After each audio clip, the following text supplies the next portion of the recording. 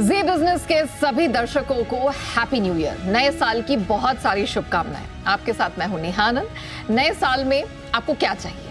Multibagger share, मोटा मुनाफा, मजबूत पोर्टफोलियो, यही ना? लेकिन ये सब मिलेगा कैसे?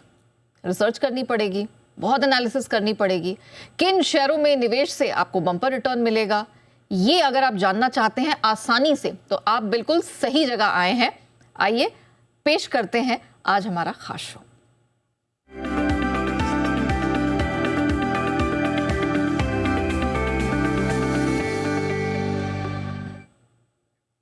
चलिए, तो हम आपके लिए एक बड़ी खास पेशकश नए साल में एक सौगात लेकर आए हैं।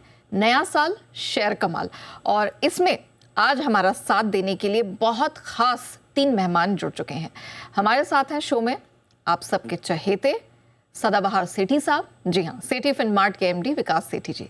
साथ ही मोतीलाल ओसवाल के retail research head broking and distribution Siddharth Khemka ji. And of course Enoch ventures के एमडी और सीईओ विजय चोपड़ा सर भी आज हमारे साथ इस शो में शामिल हुए हैं। सबसे पहले आप तीनों को नए साल की बहुत बहुत शुभकामनाएं। मैं धन्यवाद खासतौर से करना चाहूंगी कि इस अहम दिन आज आप हमारे साथ इस खास शो का हिस्सा बन रहे हैं।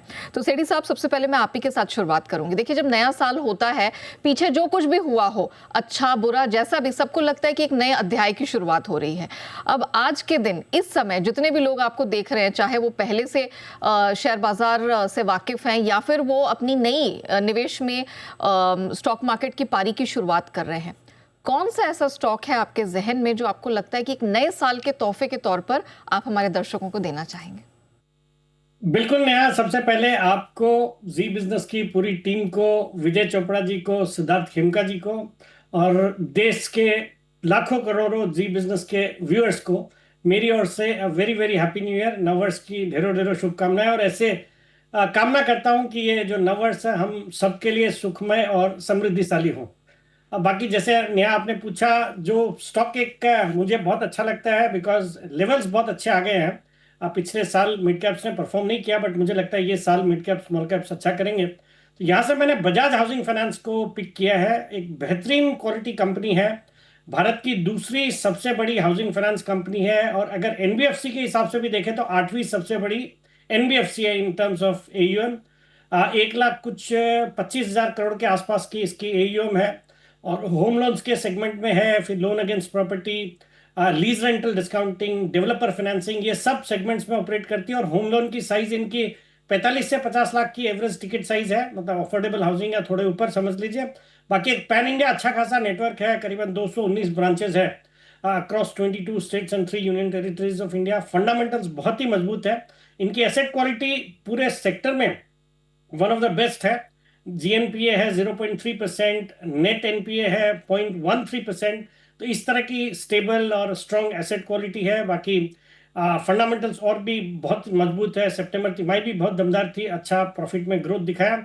मुझे लगता है ये स्टॉक एक अंडर परफॉर्मर रहा है पिछले साल का, बट इस साल अच्छा करना चाहिए, खरीदारी करने की सलाह है। मेरे इसमें लॉन्ग टर्म टारगेट है 130 रुपए के, स्टॉप लॉस रखना 80 रुपए।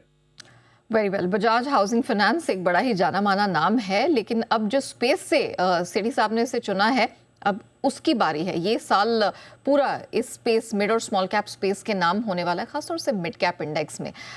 बजाज हाउसिंग फाइनेंस, यहाँ पर बेहतरीन फंडामेंटल और ग्रोथ प्रोस्पेक्ट्स सेठी साहब को नजर आते हैं। 130 के टारगेट के लिए आप आज खरीद के चले, 9 से 12 महीने यानी कि अगले साल तक का आप यहाँ टाइम फ्रेम लेकर चले, बेहतरीन रिटर्न ये कमा कर देगा। खेमका सर, आपका बहुत बहुत स्वागत है। सर, मुझे बताइए, पिछले साल यानी कि साल 2025 में हमने देखा अलग अलग सेक्टर्स ने अलग अलग समय पर रिटर्न कमा कर दिया, लेकिन आज मैं आपसे एक ऐसा स्टॉक की डिमांड रख रही हूं, या रादर रिक्वेस्ट कर रही हूं कि आप हमारे दर्शकों को बताएं, जिसमें एक शॉर्ट एटलीस्ट साल भर के लिहाज से रिटर्न का भरोसा मिल सके। जी बिल्कुल, नमस्कार नेहा जी, आपको, जी बिजनेस की सभी दर्शकों को और बाकी पैनलिस्ट को नववर्ष की हार्दिक शुभकामनाएं। एक सेक्टर और स्टॉक जहां हमें लगता है कि 2026 में पैसे बनने की बहुत ज्यादा संभावना, वो हमें लगता है वो आईटी सेक्टर है। जैसा आपने कहा, 2025 में काफी सेक्टर्स ने रोटेशन देखा और अलग अलग समय में पैसा बनाया। हमें लगता है कि 2026 में आईटी सेक्टर में एक रिकवरी होगी। यूएस फेड के रेट कट्स कंटिन्यू हो रहे हैं, और यूएस पेंडिंग, मुझे लगता है जो बहुत सारे नेगेटिव्स ऑलरेडी प्राइस इन है जी। वो हो गए हैं। और एक जो सबसे बड़ा फैक्टर जो हमें लग रहा है आगे चलकर जो बढ़ेगा, कि एआई लेड जो हार्डवेयर इन्वेस्टमेंट्स काफी हुए 2025 में, अब एआई लेड सर्विसेज जो है, आईटी सर्विसेज, वहां पर फोकस आएगा, जहां पर इंडियन आईटी कंपनीज एकदम फोरमोस्ट फोरफ्रंट पर है। तो जो मेरा रिकमेंडेशन है वो है, स्टॉक है HCL tech. 1 year target price जो हमारा है 2150, ऑलमोस्ट 30% अपसाइड का है। HCL टेक ने काफी आईटी सर्विसेज और इंजीनियरिंग ERD सर्विसेज में ग्रोथ किया है। अर्ली ट्रैक्शन हमने देखा है एआई लेड सॉल्यूशंस, उनके ऑलरेडी एआई लेड प्लेटफॉर्म जैसे कि एआई फोर्स, एआई फैक्ट्री, ये अब प्रोडक्टिविटी और एनहांस कर रहे हैं अपने क्लाइंट्स के लिए, नॉन लीनियर ग्रोथ एनेबल कर रहे हैं। तो हमें लगता है कि आगे चलकर ये स्टॉक और सेक्टर काफी फोकस में रहेगा। कंपनी में अगर आप देखें तो हमें लगता है कि अच्छी खासी 5 to 7% USD रेवेन्यू ग्रोथ रहेंगे, लार्ज ऑर्डर्स है, और within large cap IT space में HCL tech one of the fastest growing companies है, फ्री कैश फ्लो जनरेशन है, और ऑल वेदर पोर्टफोलियो है। तो जो मेरा स्ट्रॉन्ग रिकमेंडेशन रहेगा, बाय कीजिए HCL tech with a target price of 2150।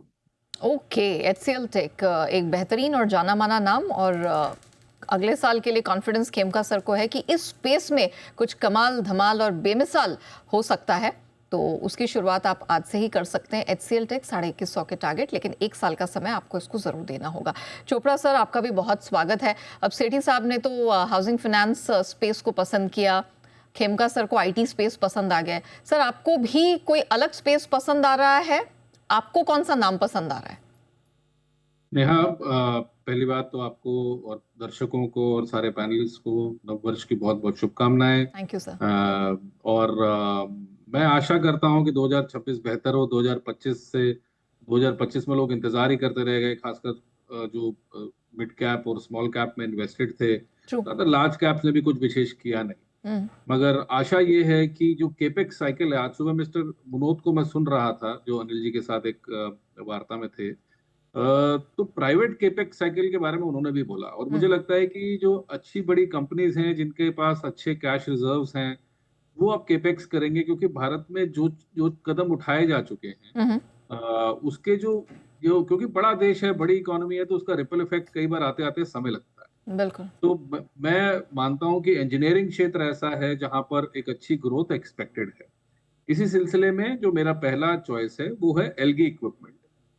बहुत पुरानी बेहतरीन कंपनी है, करीब 15,000 करोड़ का मार्केट कैप है।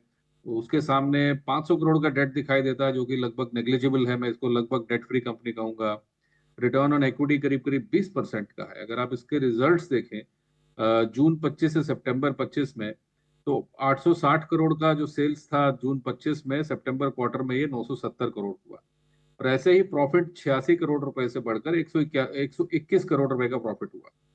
एयर कंप्रेसर मार्केट में भारत में सेकंड नंबर पे इसका स्थान आता है, दूसरे नंबर पर आता है, और ग्लोबली अगर देखें तो छठे नंबर पर सबसे ज्यादा एयर कंप्रेसर्स बनाती है एलगी। और अगर आप किसी भी इंडस्ट्री में, किसी भी मैन्युफैक्चरिंग सेटअप में जाते हैं, तो एलगी के ही कंप्रेसर्स आपको मोस्टली दिखाई देते हैं। और ये अक्रॉस इंडस्ट्रीज है, मतलब चाहे वो टेक्सटाइल हो, चाहे इंजीनियरिंग हो, चाहे कोई भी चाहे फार्मा सेक्टर हो, तो अक्रॉस सेक्टर्स इसका काम आता है। और आने वाले 1 से 1.5 साल में कंपनी ये गाइडेंस दे रही है, करीब 250 करोड़ रुपए का केपेक्स ये लोग करेंगे, और अगले 5 सालों में 700 करोड़ का केपेक्स करेंगे। तो जब भी कंपनीज केपेक्स करती हैं, अपनी कैपेसिटी एक्सपेंशन करती हैं, इसका मतलब वो कॉन्फिडेंट है कि आगे आने वाला समय अच्छा है। तो ये स्टॉक करीब करीब 475 पे अभी ट्रेड करता है। अगर इसको कोई 8-10 महीने के लिए रखता है, मेरा ये मानना है पहला टारगेट इसका 525 और फॉलोड बाय 550। तो ये 2 टारगेट्स मैं देना चाहता हूँ एलगी के लिए। और बहुत अच्छी पेडिग्री की कंपनी है, और प्रोडक्ट बहुत अच्छा है, वाइडली यूज्ड है, और ब्रांड बहुत प्रिवेलेंटली यूज होता है अक्रॉस इंडस्ट्रीज। बिल्कुल सर, ये आपने सही कहा, बहुत ही जाना माना नाम भी है, अच्छी पेडिग्री भी है, और इसकी ऑर्डर बुक भी काफ़ी ज़बरदस्त है। तो ये सारे फैक्टर्स हैं जो इसको काफ़ी लुक्रेटिव बनाते हैं। और साल 2026 में अगर आप सोच रहे थे कि भाई कौन सा स्टॉक लें, किसे पोर्टफोलियो में डालें या किसके साथ शुरुआत करें, तो ये भी एक बेहतरीन नाम है जो विजय सर आपको बता रहे हैं। अच्छा, कमिंग बैक टू सेठी साहब। अच्छा सेठी साहब, आपने साल 2026 के लिए एक नई शुरुआत कैसे करनी उसकी नींव तो रख दी, लेकिन अब एक ही स्टॉक से काम तो चलेगा नहीं। अब हम आपको शो शो में बुलाया है तो एक स्टॉक से तो छोड़ेंगे नहीं। अब इसकी ये जो निवेश की गाड़ी है 2026 में आगे तो बढ़ानी है ना, तो अब अगला नाम बताइए सर। बिल्कुल नेहा, और जो अगला स्टॉक है वो उसी सेक्टर से है जो आज बिल्कुल चर्चा में है, ऑटोमोबाइल सेक्टर, जहाँ पे मंथली सेल्स नंबर बहुत ही जबरदस्त आया। और यहाँ से मैंने एक ऑटो कंपोनेंट स्टॉक को पिक किया जो कि एक पसंदीदा स्टॉक रहा, और हाल ही में शायद अनिल जी ने भी इसको रेकमेंड किया। सनसेरा इंजीनियरिंग में खरीदारी करने की सलाह है, और 2100 के मेरे इसमें लॉन्ग टर्म टारगेट है। और ये एक भारत की लीडिंग, एक दिग्गज ऑटो कंपोनेंट कंपनी है जो कि कॉम्प्लेक्स और हाई प्रिसीजन इक्विपमेंट्स के लिए जानी जाती है। और इसके अलावा ये एरोस्पेस, डिफेंस, फिर आपके एग्रीकल्चर, मैन्युफैक्चरिंग, इन सब के लिए भी इक्विपमेंट्स बनाती है, और कुछ एक प्रोडक्ट्स में ग्लोबली भी टॉप 10 सप्लायर्स में आती है। क्लाइंट लिस्ट बहुत ही ज़बरदस्त है, जितने ऑटो ओईएम्स है वो तो इनके क्लाइंट लिस्ट में है ही, बट इसके अलावा ये कई सारे डिफेंस कंपनीज, कई सारे इंटरनेशनल एयरलाइन कंपनी जैसे बोइंग वगैरह को भी कैटर करती है। और इनका एक नया ग्रीनफील्ड प्रोजेक्ट भी, मैन्युफैक्चरिंग फैसिलिटी भी बेंगलुरु में शुरू होने जा रही है, जिससे ये एरोस्पेस और डिफेंस सेक्टर को कैटर करेंगे। और हम ये जानते हैं कि बोइंग का एक बड़ा प्लांट बेंगलुरु में आने जा रहा है, जो कि यूएस के बाद दुनिया में उनका सबसे बड़ा प्लांट होगा। तो मुझे लगता है उसका एक बहुत बड़ा फायदा इस कंपनी को होने जा रहा है। बाकी इलेक्ट्रिक व्हीकल्स पे आजकल अच्छा खासा फोकस है, फिर कमर्शियल एयरलाइंस जिस तरह से अब एक्सपैंड कर रहे हैं भारत में, मुझे लगता है उसका भी एक बहुत बड़ा बेनिफिशियरी कंपनी होगी। फंडामेंटली एक सॉलिड कंपनी है। सितंबर तिमाही बहुत ही दमदार थी, 72 करोड़ का पैट रिपोर्ट किया, जो पिछले साल 51 करोड़ का पैट था सितंबर तिमाही में। मुझे लगता है इस स्टॉक को बिल्कुल करंट लेवल्स पे खरीदना चाहिए। अगले 9 वर्ष तक मेरे इसमें टारगेट रहेंगे 2100 रुपये। और राइट, चलिए अगले नए साल तक की तैयारी आपकी करवा दी है सेठी साहब ने। सनसेरा इंजीनियरिंग, इसको लेकर चलें। काफ़ी चर्चा में ये नाम रहता है, ऑटो नॉन ऑटो स्पेस से जुड़ा हुआ ये नाम है, और हमने देखा है कि लगातार इस स्पेस ने निराश नहीं किया है दर्शकों को और निवेशकों को। तो सनसेरा इंजीनियरिंग वो एक नाम है, लेकिन ध्यान रखिएगा कि ऐसा नहीं है कि आज कल में ही आपको यहाँ पर प्रॉफिट हो जाएगा। समय देना पड़ेगा, इस पर नज़र रखनी पड़ेगी। 2100 का टारगेट करेगा इंतज़ार, अगर आप इसे पेशेंस के साथ रखते हैं।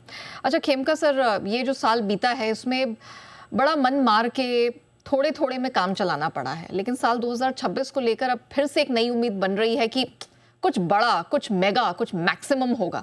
तो सर अब एक ऐसा स्टॉक बता दीजिए जिसमें लगे कि भाई जितनी शिकायतें थी पिछले साल की वो पूरी हो गई, मिनिमम से हम मैक्सिमम की तरफ बढ़ जाएं। बिल्कुल नेहा, जो मेरा दूसरा स्टॉक है वो ऐसा ही स्टॉक है जो आपको लगेगा कि काफी जो निराशा मिली मार्केट से वो आपको दूर करता हुआ दिखेगा। वो स्टॉक है इंश्योरेंस, लाइफ इंश्योरेंस स्पेस से मैक्स फाइनेंशियल। अगर आप इसका कोर बिजनेस देखें, जो जिसका नाम अब चेंज होकर एक्सिस मैक्स लाइफ इंश्योरेंस हो गया है, अब कंपनी रिस्ट्रक्चरिंग कर रही है, इंश्योरेंस कंपनी को पेरेंट कंपनी में मर्ज करने की बात चल रही है, जिससे ये होल्डिंग कंपनी डिस्काउंट भी चला जाएगा। और जो ग्रोथ एक्सिस के पार्टनरशिप की वजह से बैंक एश्योरेंस चैनल से मिल रही है वो भी काफी स्ट्रांग है। ओवरऑल अगर आप देखें तो जो एनुअल प्रीमियम इक्विवेलेंट जो हम बोलते हैं एपी, वो ग्रोथ मैक्स फाइनेंशियल की इंडस्ट्री से काफी बेटर है। वीएनबी मार्जिन्स में भी हमने स्ट्रांग एक्सपेंशन देखा। जो उनके प्रोडक्ट मिक्स है, प्रॉफिटेबल प्रोडक्ट के तरफ ज्यादा उनका झुकाव है, जिसकी वजह से ये मार्जिन एक्सपेंशन हो रहे हैं। जो कंट्रीब्यूशन है protection, non protection and annuity business, यहाँ से ज्यादा कंट्रीब्यूशन हो रही है। एक्सिस पार्टनरशिप की वजह से काफी स्ट्रांग ग्रोथ है। हमारा अनुमान है कि अगले 2-3 सालों में एपी जो बिजनेस है वो 18% ग्रो करेगा, वीएनबी 21% सीएजीआर से ग्रो करेगा। मार्जिन एक्सपेंशन जो है वो होगा बिकॉज शिफ्ट जो है मिक्स, प्रोडक्ट मिक्स जो है वो शिफ्ट होगा towards non protection, protection, new product launches होंगे।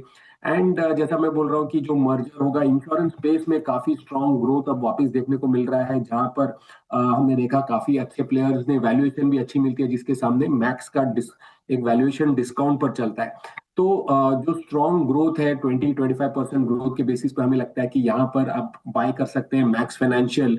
जो हमारा 1 ईयर टारगेट है वो 2100 का है, तो 25-26% अपसाइड फ्रॉम करंट लेवल्स हम नेक्स्ट 1 साल में मैक्स फाइनेंशियल में देखते हैं। क्या बात है, max financial maximum returns, maximum profit देने के लिए बिल्कुल वेल पॉइज्ड है। 2100 के टारगेट दिखाई दे रहे हैं 12 महीने के टाइम फ्रेम के लिहाज से। अच्छा चोपड़ा सर, आपने कैपिटल गुड स्पेस का एक बहुत ही बढ़िया नाम सुझाया हमारे दर्शकों को, एलगी इक्विपमेंट्स। लेकिन अब हाल फिलहाल में जब हम आप जैसे एक्सपर्ट्स के साथ ही चर्चा कर रहे हैं, तो जैसे कि अभी सेठी साहब ने कहा कि अब मिड स्मॉल कैप थोड़ा ब्रॉडर मार्केट्स को देखने का मौका है, बैंक एनबीएफसीज है उस पर तो नजर रहेगी ही।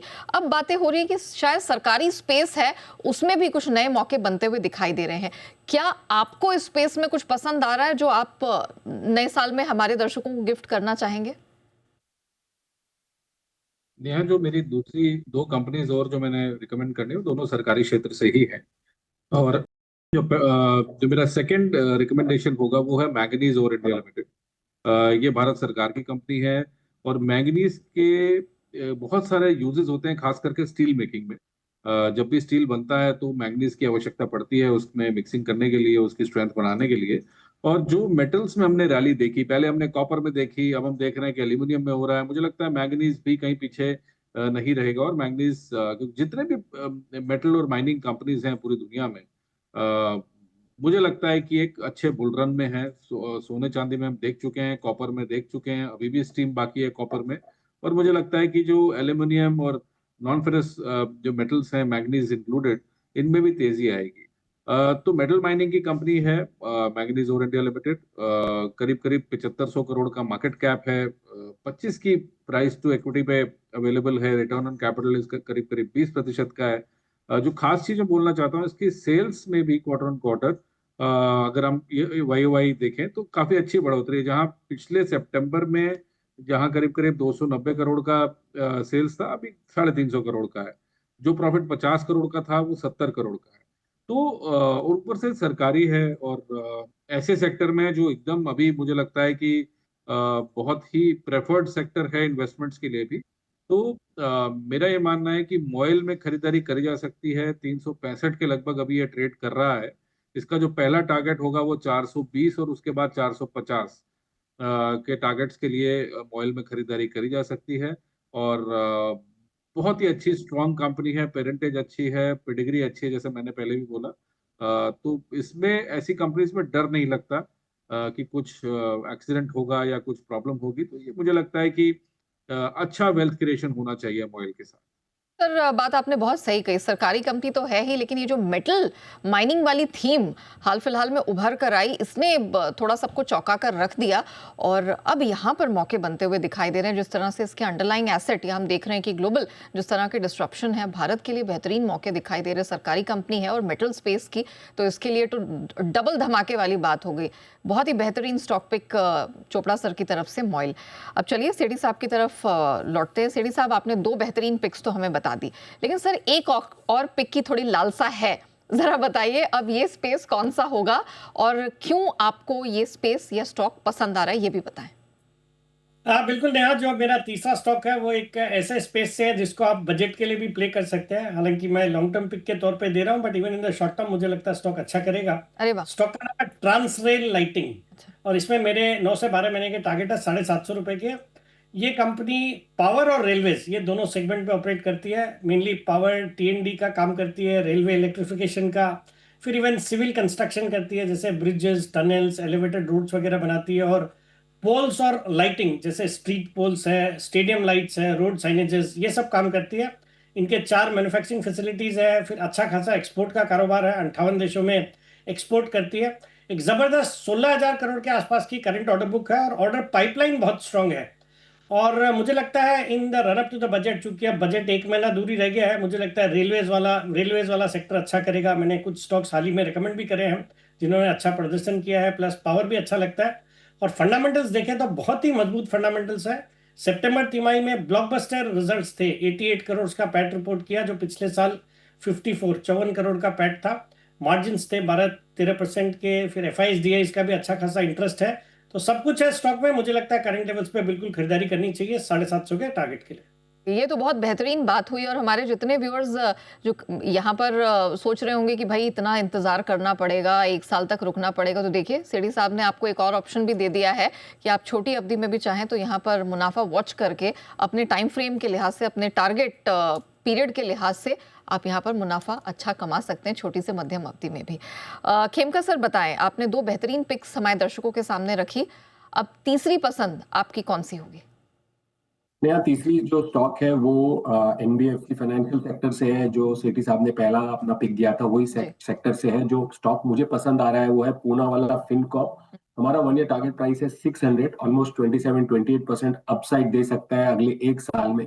जो नई लीडरशिप आई है पूना वाला फिनकॉर्प में, उनकी एम्बिशन है कि डिजिटली कैसे ये बिजनेस में, रिटेल लेंडिंग में मल्टी रिटेल प्रोडक्ट प्लेटफॉर्म बनाया जाए, जहां पर अंडर राइटिंग और स्ट्रॉन्ग रिस्क मैनेजमेंट के साथ ग्रोथ करे। तो हमें लगता है कि अगले जो 2-3 सालों में जो न्यू ग्रोथ इंजिन है, चाहे वो पर्सनल लोन हो, गोल्ड लोन हो, सीवीज, कंज्यूमर ड्यूरेबल्स, एजुकेशन, ये मल्टी प्रोडक्ट स्ट्रेटेजी को लेकर एक 50% से एयूएम अगले 2-3 साल में ग्रो करने का प्लान है, टारगेट है।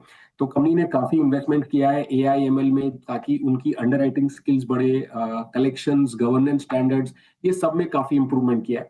तो ये जो डिजिटल ट्रांसफॉर्मेशन है, इसके वजह से हमें लगता है कि कॉस्ट एफिशिएंसीज भी आएंगी, जिसके वजह से कॉस्ट टू इनकम जो रेशियो है वो 51% से गिरकर 42% होगा। आरओएज जो काफी इंपॉर्टेंट होते हैं फाइनेंशियल्स के लिए, वो हमें लगता है कि 3-3.5% तक पहुंच जाएगा FY28 तक। तो ये काफी बड़ा इंप्रूवमेंट है, काफी स्ट्रॉन्ग ग्रोथ, 50% एयूएम ग्रोथ भी काफी स्ट्रॉन्ग है। और जिसके वजह से अगर आप देखें तो नेट प्रॉफिट जो है वो 92% सीएजीआर हमें लगता है कि अगले 2-3 सालों में कर सकता है। तो काफी स्ट्रॉन्ग ग्रोथ है फाइनेंशियल से। FY26 काफी क्रूशियल ईयर, FY2026 काफी क्रूशियल ईयर रहेगा पूना वाला के लिए। तो अगर वो ये सब में डिलीवर करते हैं तो मुझे लगता है 26-27% अपसाइड इजीली मिल सकता है अगले एक साल में। बिल्कुल। चोपड़ा सर, अब आपकी बारी आती है। आपने कहा था कि आप 2 सरकारी कंपनियां लेकर आए हैं, मॉइल का जिक्र कर दिया सर, तीसरी कंपनी कौन सी है? नेहा, जो मेरा जो तीसरा चॉइस है वो है इंजीनियर्स इंडिया। अच्छा। ये भी भारत सरकार की कंपनी है और काफी सरकारी प्रोजेक्ट्स और बड़े प्रोजेक्ट्स लेती है, और बहुत ही अच्छा ऑर्डर बुक है इसका, क्योंकि मोस्टली जो सरकार का जो इम्प्लीमेंटेशन होता है वो इंजीनियर्स इंडिया के थ्रू होता है। जो यहाँ के इंजीनियर्स हैं वो बड़े बड़े प्रोजेक्ट्स को इम्प्लीमेंट करते हैं। अभी भी बहुत सस्ता मिल रहा है ये स्टॉक, करीब 200 रुपए के आसपास ये ट्रेड करता है। 21 की प्राइस टू अर्निंग पे है। रिटर्न ऑन कैपिटल एम्प्लॉयड 25% है, और जीरो डेट कंपनी है। करीब करीब 11,500 करोड़ का मार्केट कैप है। तो अगर आप सेल्स देखें तो सेल्स भी जून क्वार्टर से सितंबर क्वार्टर में अच्छी बढ़ोतरी देखने को मिली है 50 करोड़ की, और प्रॉफिटेबिलिटी में भी 65 करोड़ से 85 करोड़ की प्रॉफिटेबिलिटी देखने को मिली है। सरकारी कंपनीज में क्योंकि इनएफिशिएंसीज होती हैं तो प्रॉफिटेबिलिटी इतनी ग्रोथ देखने को नहीं मिलती। तो ये हम अजम्पशन लगा सकते हैं कि इंजीनियर्स इंडिया में काफी एफिशिएंटली काम हो रहा है और प्रॉफिटेबिलिटी दिखाई दे रही है बुक्स के ऊपर। तो ये बहुत अच्छी बात है। मेरा ये मानना है कि यहाँ पे यदि कोई एंट्री करता है तो जो मेरा जो टारगेट है लगभग एक साल में इसको 240-250 तक का आराम से इसमें टारगेट मिलना चाहिए। मैं दोबारा से कहूँगा, सेफ है, भारत सरकार की बैकिंग है, ऑर्डर बुक बहुत अच्छा है, प्रॉफिटेबिलिटी है, और सरकारी कंपनी में जनरली डेट होता नहीं है तो वैसा भी कोई ओवरहैंग नहीं है। तो जनरली मोस्टली जो भी इसके जो चेक बॉक्सेस हैं वो टिक हो रहे हैं, और एक अच्छी फंडामेंटली स्ट्रांग कंपनी है जिसको पोर्टफोलियो में लिया जा सकता है। बिल्कुल चोपड़ा सर, बहुत ही बेहतरीन नाम आपने सुझाया है, और सबसे इम्पोर्टेंट है भरोसा, जो 2025 में थोड़ा सा मिसिंग आउट लग रहा था। समझ में नहीं आ रहा था कि वाकई में मेरा स्टॉक जिसमें हमने पैसा लगाया उसमें रिटर्न वैसे मिलेंगे कि नहीं जैसे मैंने सोचा है। बट जितने भी नाम हमारे एक्सपर्ट्स ने आज सुझाए हैं, शॉर्ट यहाँ पर ग्रोथ प्रोस्पेक्ट्स वाले हैं। सेठी साहब, खेमका जी, चोपड़ा साहब, थैंक यू सो मच। नए नववर्ष के उपलक्ष्य पर आपने समय निकाला, हमारे साथ जुड़े और इतने बेहतरीन स्टॉक आइडियाज दर्शकों के सामने रखे। Thank you so much. चलिए, इसी के साथ शो को हम यहीं रैप अप करते हैं। उम्मीद करते हैं आपको हमारी ये पेशकश पसंद आई होगी। मुझे दीजिए इजाजत।